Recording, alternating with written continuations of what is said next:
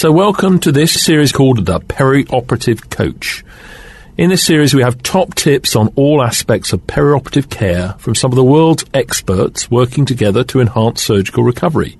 Don't forget to look on the show notes on topmedtalk.com for additional links to papers, etc. And of course, if you haven't done it already, subscribe to Top Med Talk. Top Med Talk. This piece is presented by Robin Schiller and Bridget Bach, with their guest Zhaosheng Jin, Queen's Hospital, Barking, Havering Redbridge NHS Trust, Central London School of Anaesthesia.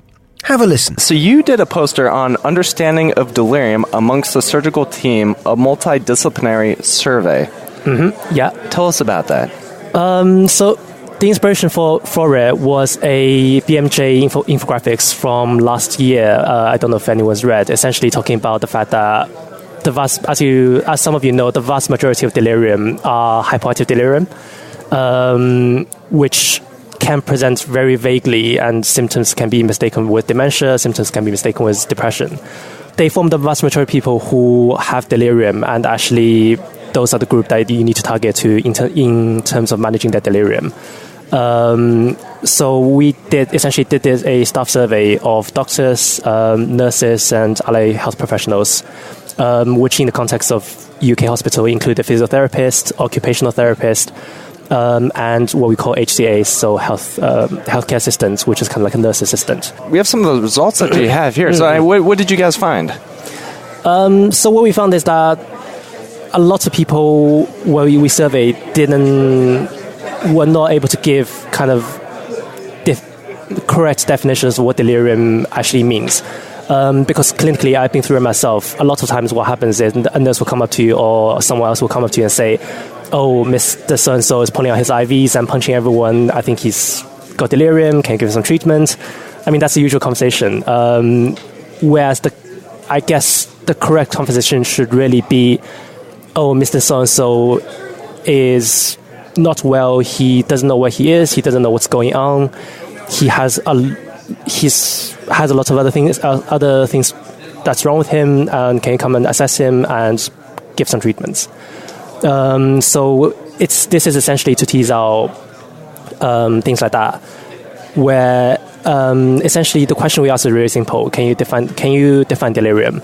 And we compared the results to the definition of the DSM-5, which is the newest definition of delirium, which looked at a few of the parameters. So the most important, they have the definition in 5 criteria. So one is disturbance in attention awareness, and then you have the time span and the fluctuation of the presentation, and you have the kind of additional features and the kind of underpinning medical and kind of underlying medical problems, and the problem being not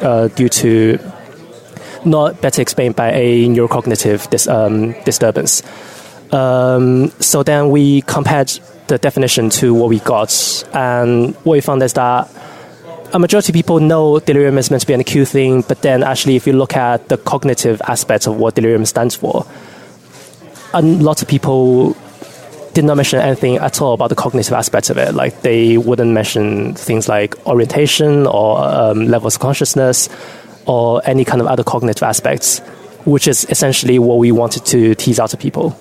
I guess it wasn't really surprising, but it was surprising the extent of the problem that we identified from this. So was the problem you identified a lack of education, a lack of going through the methodology and thought process of defining what delirium is versus other cognitive impairments? I mean, what did you think you teased out of this? I think a lot of it is to do with kind of not so much education itself, but also just training, because a lot of times, especially in a clinical environment, I guess a lot of times, so for me, from my own point of view, as a junior getting through the training process, a lot of times you are notified by nurses that something is wrong. You come address those, and over time that becomes almost like a norm or like a thought process. So naturally, if you keep getting asked to address things, in a certain way, then you kind of end up thinking that's norm. And if you, in this context, if all you get called out to is for patients who are punching everyone and pulling out IVs, then that might end up being your subconscious norm of what a certain condition presents as. But then the wider problem is you need to address that in every specialty, so not just physicians, but also nurses and healthcare professionals as well. I'm curious, and just for fun, when you went around and asked the various healthcare providers to go through this process of identifying delirium or cognitive dysfunction, who did the best? So I suspect it wasn't physicians. The results from this question was actually very similar across the group. Oh, well, that's actually reassuring then. That's good. That's good. Okay. Nick Majerison here. Thanks for listening to Top Med Talk. Now, before we let you go, it's important that we remind you to subscribe to Top Med Talk. That way you'll never, ever miss another episode.